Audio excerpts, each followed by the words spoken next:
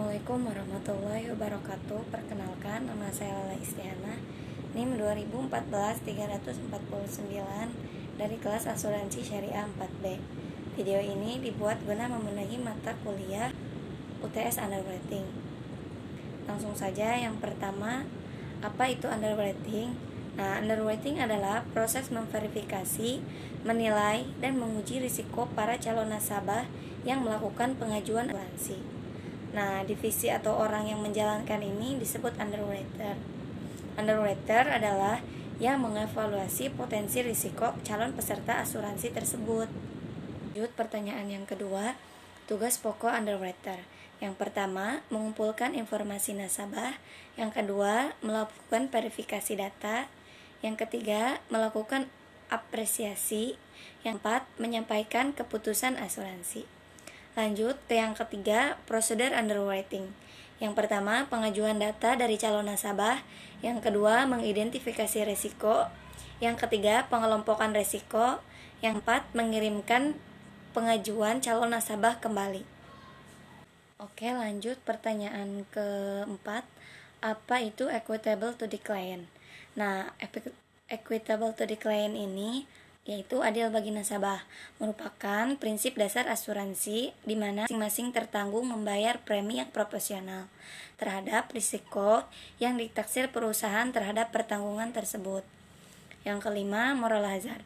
Nah, moral hazard ini sering disebut risiko moral, yaitu risiko yang akibat adanya rekayasa manusia dengan niat buruk dengan maksud untuk memperoleh keuntungan klaim asuransi.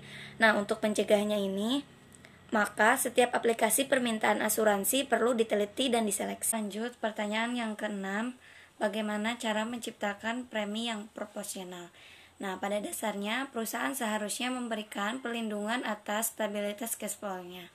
Dengan jasa asuransi, potensi kerugian besar dapat diminimalisir. Nah, agar bisa menerima pendapatan keuntungan sebagai penengah dengan cara mengasuransikan kembali atas reasuransi company dengan premi rendah dari premi yang dikenakan perusahaan asuransi itu pada nasabahnya sendiri.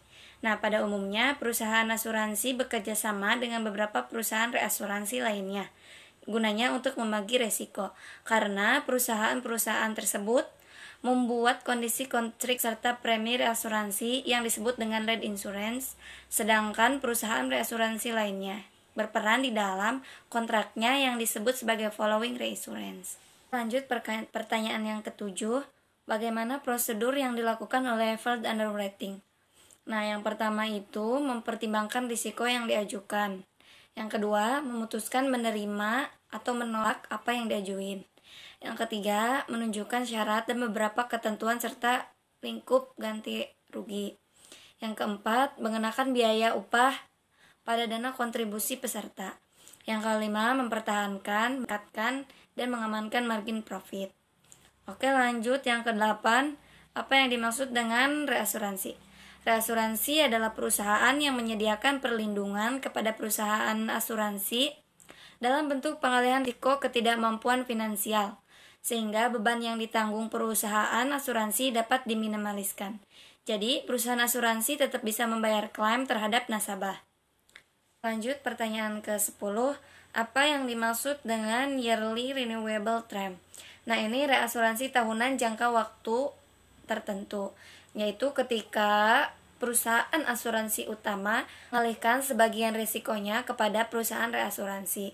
Nah, reasuransi IRT ini biasanya digunakan untuk mengasuransikan kembali asuransi jiwa tradisional dan asuransi jiwa universal. Lanjut pertanyaan berikutnya, fakultatif obligatory treaties. Nah, ini kombinasi antara perjanjian otomatis dan perjanjian fakultatif.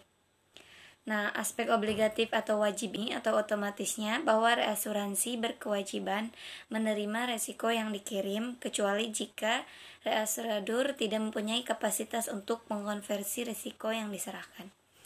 Yang selanjutnya, retensi asuran, yaitu retensi merupakan jumlah risiko tertentu yang ditanggung sendiri oleh perusahaan asuransi dan penjaminan atau tidak dilimpahkan kepada perusahaan asuransi. Selanjutnya, fakultatif reassurance treaty. Nah, trading company-nya ini memutuskan aplikasi perorangan mana yang dikirim reassurador. Nah, semua informasi ini underwriting dan kasusnya itu dikirim kepada reassurador. Reassuradornya yang mempunyai hak untuk menerima atau menolak resiko yang ditawarkan. Selanjutnya, catastrophe reinsurance. Nah, ini untuk penutupan asuransi, kumpulan yang apabila terjadi musibah dalam periode kejadian akan menimbulkan risiko yang besar dan mungkin mengancam solvensi perusahaan. Misalnya wabah, penyakit, gempa bumi, kecelakaan pesawat, dan lain sebagainya.